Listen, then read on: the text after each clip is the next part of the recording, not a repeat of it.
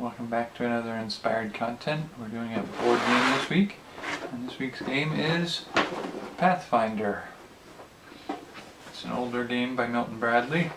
It says for 2 players. And off the bat, I'd say it looks sort of like a cross between like a maze and battleship. But we'll see how it goes. I'll take a look at it, see what kind of ideas it inspires, and see you on the other side. Alright, so here we are with the Pathfinder game set out. You've got the main section in the middle, which is the 2 pieces that you keep your main track on, and then this is, each one of you gets one of these sideboards to keep track of your opponent's side on, and then the top of the case is a divider you can set up between the 2 of you so that you can't see what each other is doing. So it's similar in a way to Battleship. There are 2 of these for each player, and 2 of these. 1 of these each for each player. The instruction booklet. And a set of what they call light colored tiles and dark colored tiles. And path tracers. Little pips to keep track of the path you've taken. And basically, you set up the divider in between the halves, and then you each decide how you're going to lay out your, you're going to decide where you put your goal piece, the one that you're trying to catch, your opponent's trying to find. Then you start to erect the barriers in a way that lets you build a path to your pieces.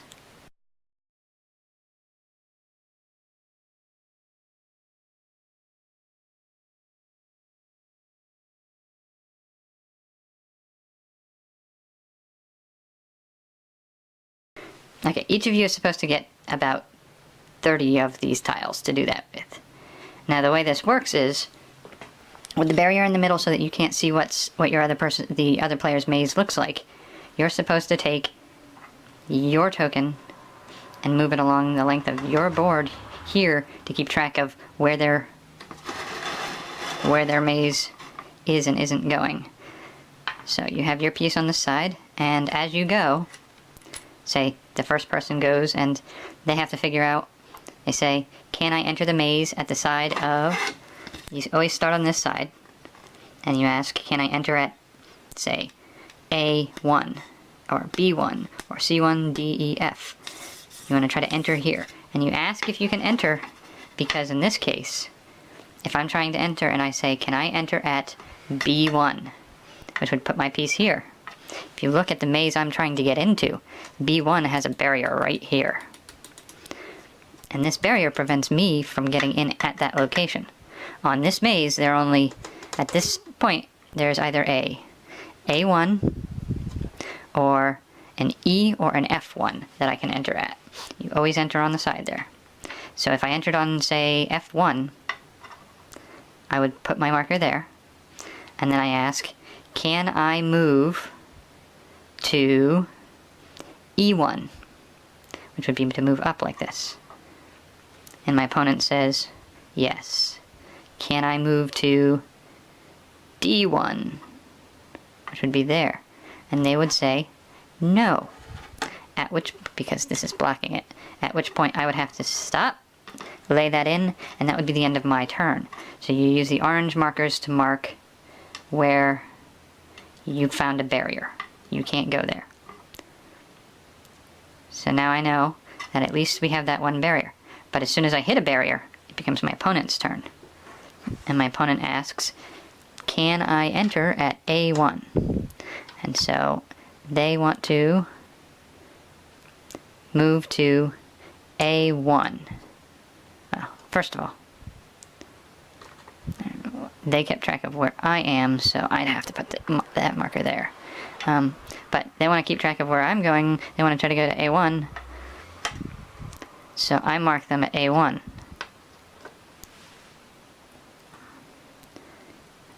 Now they ask if they can go to A2.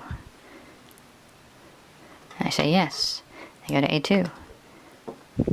They go A3. They go A3, and I say yes. A4, A4. And now they decide, let's try to go down, so they go B4. And I tell them, no, you cannot go to B4. They put their barrier in, they end their turn. Now each one of us, theoretically should be keeping track of where we go, so we know where we've already been. In my case, on my side, that would be that. In their case, they want to keep track of that. They've already been here, here, and here. So you can backtrack in at any time. If you decide you want to go back, you can do that. You get to a point where you can do, okay, this version of me wants to go back to F1. Actually, yeah, back to F1. I want to be able to mark where I've been, so I mark E1. And now I want to say,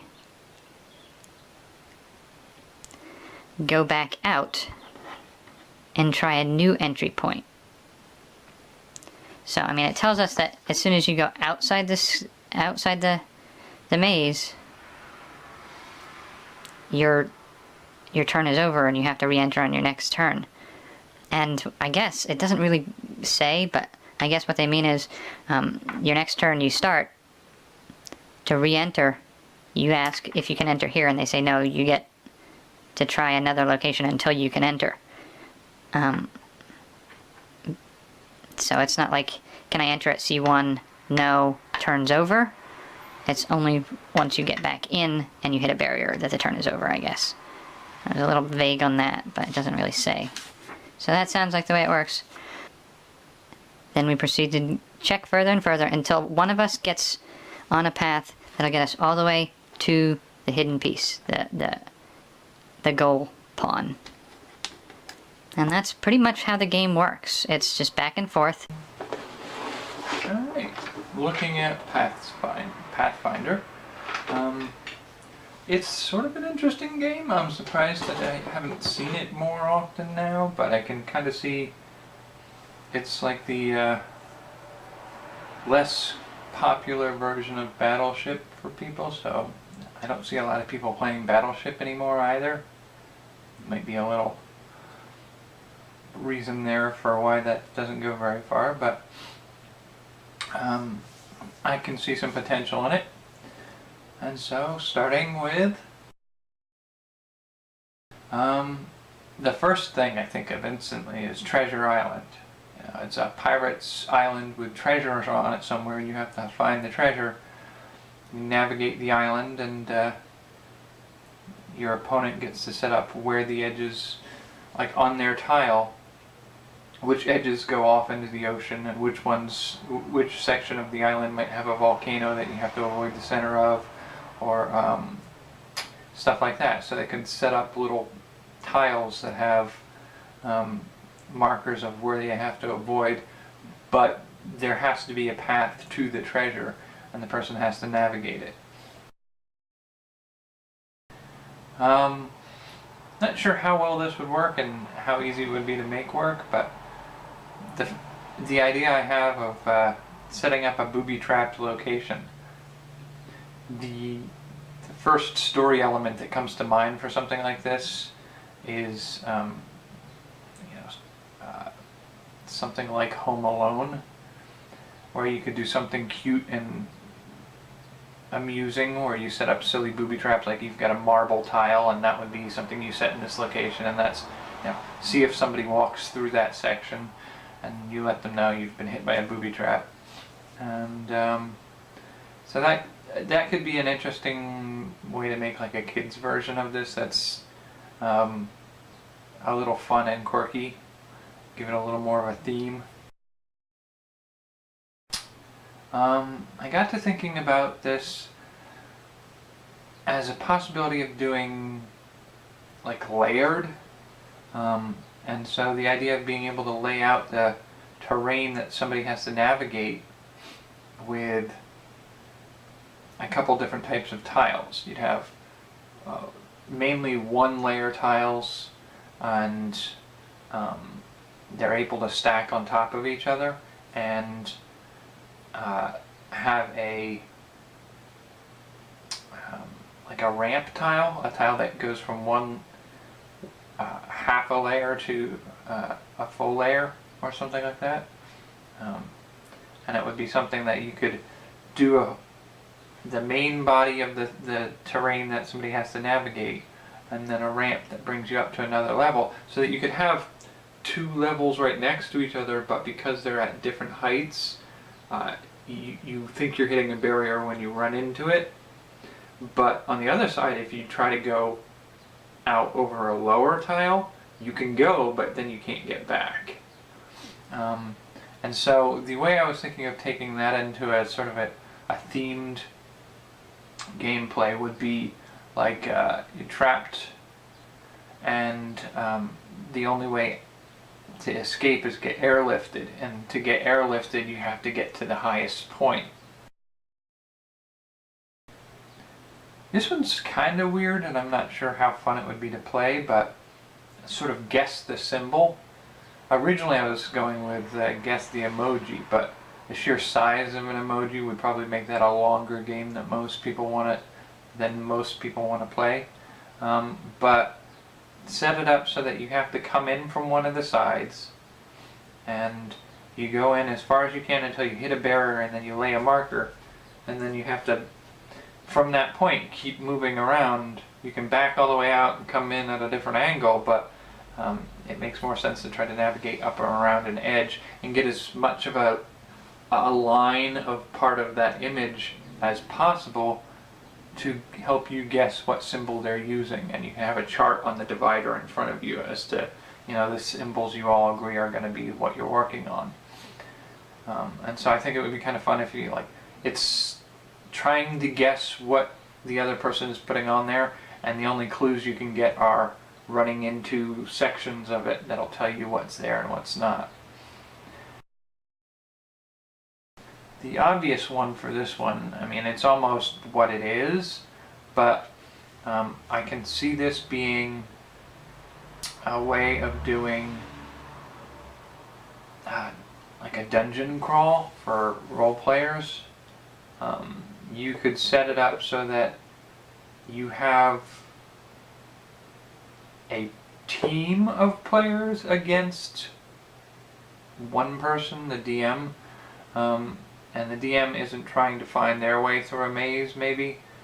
You might set it up so that the DM has to puzzle their way through something the team sets up, and if he does, they all lose and they're lost in the dungeon. But it's easier, I think, in my mind, to just think of it as one person's being the game master, the dungeon master, and the other people are working together to try to figure out the dimensions of the locations.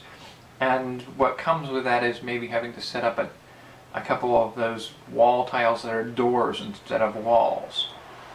And you have to get the right person to play a card or something to get through those doors. But you're starting with a blank face and you don't know what the dungeon looks like until you check further down the line. And the DM has the tile in front of them of exactly what they want it to look like. I can see this as an app, sort of a social app where everybody makes a custom layer or two or something like that they have on their phone, and they give their buddies their contact for their level, and you try to play through their level, and every time you hit a barrier you have to stop, and then it's their turn to puzzle through yours, and you go back and forth, and whoever wins wins. And I can see that being a party game or a communication messaging social game. Alright, well, those are some of the ideas I had for this game, Pathfinder. I'll see you next week for another Products and Services Week. Take care.